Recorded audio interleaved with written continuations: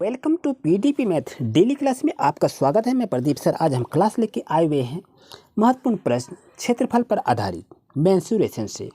जैसा कि देख रहे हैं क्वेश्चन जो होता है, एक वृत्त की त्रिज्या 12.5 सेंटीमीटर है, इसका व्यास कितना होगा ये आपसे पूछा गया है। तो इसको निकालेंगे कैसे, तो चलिए इसको देखते हैं। तो वृत्त की यहाँ पर क्या है, त्रिज्या दिया हुआ है, तो इसका व्यास निकालना है। तो दोस्तों मैं आपको बता दूँ वृत्त का व्यास, तो वृत्त का व्यास क्या होता है तो जानते हैं। वृत्त का व्यास आप जान रहे हैं 2r है। 2 का मतलब, ये r का मतलब होता है रेडियस, 2 का मतलब होता है 2, यानी r का दोगुना होता है वृत्त का व्यास। जैसा कि देख रहे हैं ये आपका वृत्त है, इसको बाहर को क्या कहते हैं, हम पेरीमीटर कहते हैं, और अंदर को क्या कहते हैं, एरिया कहते हैं। और यहाँ से जो यहाँ मुख्य बिंदु से जो यहाँ पेरीमीटर के साइड में तक गया तो ये क्या कहता है, इसको कहता है इसका त्रिज्या। और बाकी यहाँ से यहाँ यदि गया ये इसका होता है व्यास। तो वही कह रहा है कि इसकी व्यास कितना है, ये व्यास को आप बताइए। तो चलिए कोई दिक्कत नहीं है, सूत्र को मैंने लिख दिया है। तो वृत्त का व्यास बराबर 2 गुना r है, तो यहाँ लिखेंगे 2 गुना r का वैल्यू कितना है, 12.5 है। तो 12.5 को मैंने लिख लिया दोस्तों यहाँ पर। अब इसको सॉल्व क्या करेंगे, 2 लिख लीजिए यहाँ पर। ये आपका पूर्णांक में है, तो पूर्णांक को तोड़ दीजिए। 12 दूनी 24 और 1 कितना हो गया दोस्तों, 25 हो गया। 25/2 हो गया, 2 का 2 कट गया दोस्तों, यहाँ क्या बच गया, 25 है। तो आंसर आपका क्या हो गया, 25 सेंटीमीटर आंसर हो गया। ये अधिकतर प्रत्येक प्रतियोगिता परीक्षा में ये क्वेश्चन को पूछे जाते हैं दोस्तों। तो आइए नेक्स्ट क्वेश्चन पर। जैसा कि देख रहे हैं दोस्तों, वृत्त की त्रिज्या यानी एक वृत्त की त्रिज्या 14 सेंटीमीटर है, यानी इसका हमने लिख दिया, ये आपका वृत्त है और इसकी त्रिज्या यहाँ से यहाँ त्रिज्या का रहा 14 सेंटीमीटर है।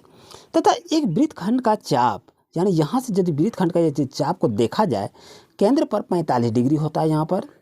तो 45 डिग्री यदि हुआ तो एक वृत्तखंड का चाप 45 डिग्री होता है, तो उस वृत्तखंड का क्षेत्रफल क्या होगा, एरिया आपको निकालने के लिए कह रहा है। तो निकाल देंगे ना, कोई दिक्कत नहीं है।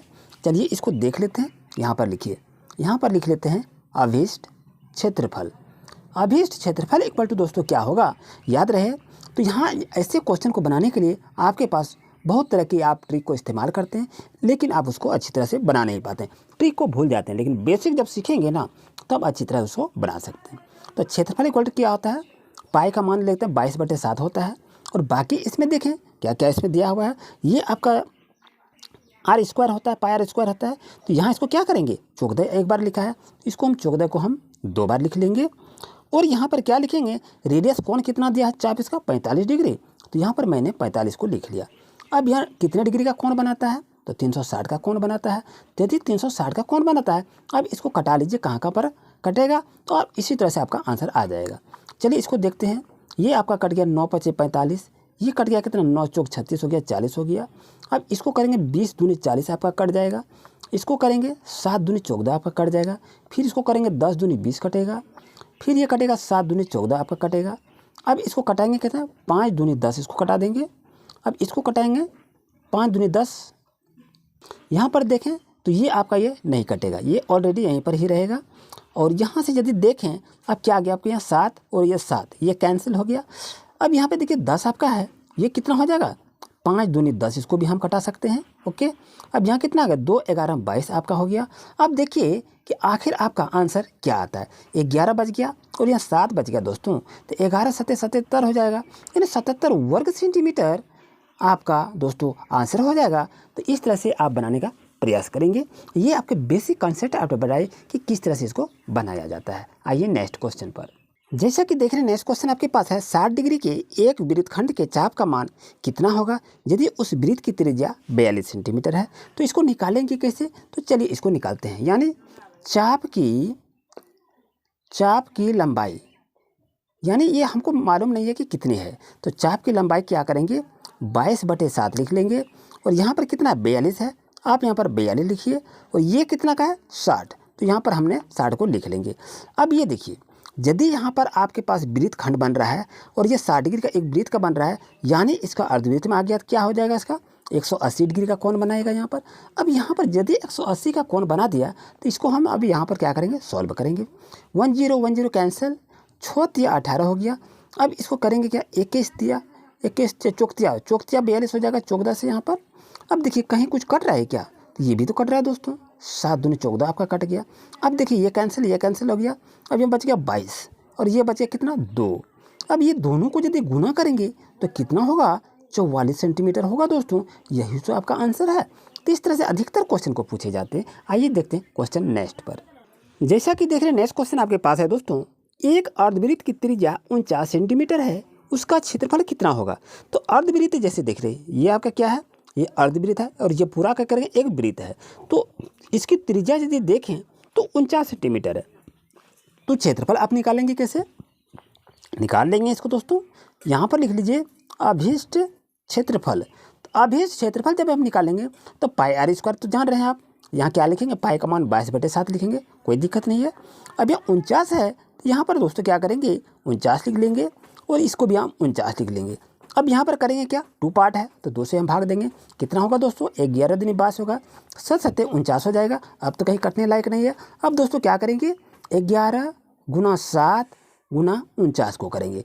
यदि ये तीनों को आप गुना करेंगे तो कितना होगा, तो 3773 वर्ग सेंटीमीटर दोस्तों आपका आंसर होगा। तो इस तरह से बच्चों दोस्तों बनाने का प्रयास करें। नेक्स्ट क्वेश्चन को देख रहे हैं, एक वृत्त की त्रिज्या 21 सेंटीमीटर है तो उसका क्षेत्रफल कितना होगा। आप तो जान रहे हैं ये वृत्त है, ये आपका त्रिज्या है, तो ये कह रहा है कि क्षेत्रफल इसका कितना होगा। ये तो बड़ा समस्या आ गया, हम कैसे बनाएंगे, घबरा जाते हैं। घबराइए नहीं दोस्तों, इसको बनाएंगे सीखेंगे। मेरा उद्देश्य है आप सीखिए। तो वृत्त का क्षेत्रफल बराबर क्या होता है, पाई आर स्क्वायर होता है, ये तो आप जान रहे हैं। तो ध्यान रहे जब तक इस सब को सीखेंगे नहीं आप नहीं बना पाएंगे। तो चलिए यहाँ पर लिख लेते हैं, वृत्त का क्षेत्रफल बराबर क्या होता है दोस्तों, पाई आर स्क्वायर। पाई का मान कितना होता है 22/7 होता है।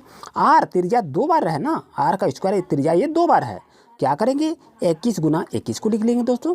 अब यहाँ क्या हो गया 7 × 21 हो गया। अब यहाँ करेंगे क्या करेंगे, अब तो झमेला आ गया। लेकिन देखिए इसको बनाने के लिए यहाँ क्या करेंगे 22 3 है 21 है, तो 22 × 3 × 21, 22 × 66 हो गया दोस्तों।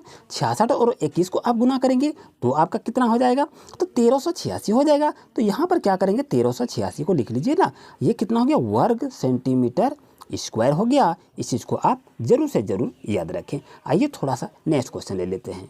जैसा कि देख रहे हैं नेक्स्ट क्वेश्चन आपके पास है, एक वृत्त की त्रिज्या 3.5 मीटर है, इसकी परिधि का मान क्या होगा। तो इसको निकालेंगे कैसे, तो यहाँ लिख लेते हैं अभीष्ट परिधि। ये आपको बेसिक कॉन्सेप्ट आपको बता रहे हैं प्यारे दोस्तों, ध्यान रहे इसको जल्दी से आप सीख लेंगे ना तो आपके लिए काफ़ी महत्वपूर्ण रहेगा। अभीष्ट परिधि बराबर क्या होता है, 2 पाई आर को आपने पढ़ लिया, पाई का मान 22/7 होता है और त्रिज्या कितना है 3.5 है। यहाँ पर मैंने 3.5 को लिख लिया, यानी ये फॉर्मूला कहाँ पर आया 2 पाई आर पर। तो ध्यान रहे 2 का मान 2 दिए, पाई का मान 22/7 दिए और ये आपका रेडियस त्रिज्या 3.5 है, तो मैंने उसको लिख दिया दोस्तों। ओके, कोई दिक्कत नहीं है।